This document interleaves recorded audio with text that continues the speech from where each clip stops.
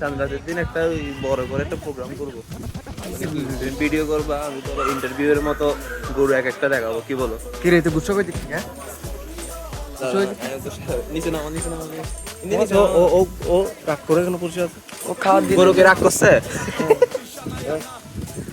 আমি আবু তুমি সামনে দিতে কিছু বলা আছে?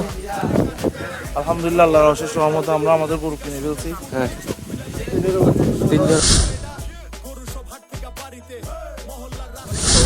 নেক্সট সবচেয়ে গরুটা কি দেখবো, তোমাদের গরু নিয়ে কিছু বলার আছে তোমার? কিছু বলতেছো না কেন? রাগি বেশি বেশি কেন জন বেশি কেন জানি